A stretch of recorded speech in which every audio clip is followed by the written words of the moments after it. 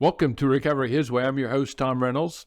On Monday morning, a couple weeks ago, I was headed to the dentist, and the dentist had determined that I needed to have my front tooth taken out, and I was going to have to go through the process of a 6-month process of getting a dental implant. They knocked me out. By the time I remember next thing, I was waking up on my living room couch and don't remember anything that happened, except that I woke up with a mouthful of gauze and blood, and I was recovering from the loss of my front tooth. The next day, Tuesday morning, I was facing my schedule, and the doctor had gotten a temporary tooth, which interestingly, in technical terms, apparently with dentists, they call a flipper, which is a very impressive term. But they were talking about a replacement tooth that would cover up the gap that exists in the front of my mouth. But I couldn't wear it for a few days. And so I was dealing with the fact that I was going to have to go out in public without a front tooth. And originally, when I thought about it, it didn't seem to bother me. I wasn't too concerned about it. But as I started getting ready that morning,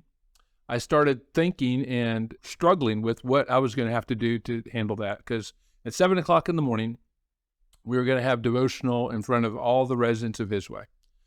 And I was immediately thinking about, okay, how do I talk in such a way that no one will notice? How do I smile in such a way that I smile with a pursed lip, that I don't want to give a big grin? And I was becoming very conscious about how I talk, how I operate.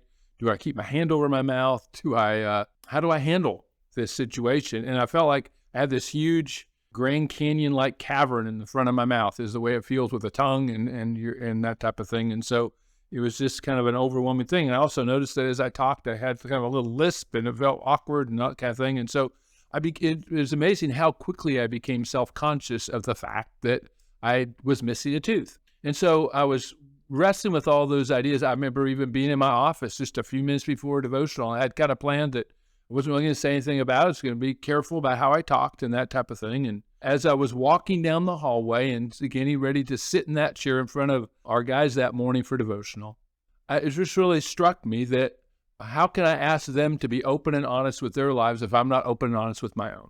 So I started it as I normally would. It's Tuesday morning. My first thing I always say is, welcome to Tuesday. And they usually respond with some kind of comment back. And so we went through that as we normally do. And then I quickly kind of told them that my front tooth was missing, and I gave them a big smile, and I said, welcome to Tuesday kind of thing. And the thing that happened was they laughed. And I'll be honest with you, when I first heard them laugh, I felt like a little kid in elementary school that was being ridiculed by all his peers. And it was just kind of this humiliating, overwhelming sense of shame and embarrassment and all that kind of stuff that came. And then one of them said, well, now you know how we feel. Welcome to our world. And a bunch of them grinned, and I realized how many of them don't have teeth, have no teeth at all, or missing teeth. And I know that they go through that. I mean, that's one of the struggles with drugs and alcohol, is it destroys your teeth. In fact, we have a program in which we try to really help our guys get dental things resolved, going to dentists, getting dentures, getting implants, and all those kind of things. So a lot of them are in the middle of various processes like that. And so I knew all that, and at the same time, I realized how quickly I felt ashamed, embarrassed, self-conscious. And they said this kind of, welcome to our world. I guess the thing that really struck me was I thought, wow, is that how they feel? Because it was amazing how quickly I became self-conscious just with this one little procedure. It occurred to me that not only do they feel that way over their teeth, but I wonder how many of them feel that way over their life. There's this self-consciousness. I wonder if people know about my criminal record. I wonder, what do people know about this? What do people know about that? What about the things I've done and the embarrassing decisions I've made? Some of the bad decisions I've made with tattoos I have on me, the ways I dress, ways I've cut my hair, scars I have. I mean, all these things. And it really impressed me, the kind of self-consciousness and kind of struggles that they have in their life, which all of a sudden for a moment, I was able to identify with them in. They kind of liked that. It made them feel like I was real, like I was like them. And I thought about Jesus even, who, became like us so that we could become like him. That when Jesus came, maybe in a sense, he came with a sense of toothlessness as well among a group of people lacking teeth and said, hey, I'm one of you.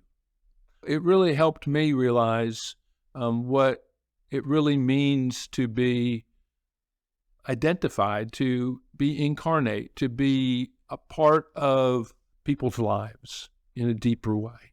As we help these guys get teeth, get dentures, get implants, resolve these issues, resolve legal issues, resolve embarrassing situations and all that kind of thing, that we are also doing something more significant. We're restoring their confidence. We're restoring their sense of self-worth.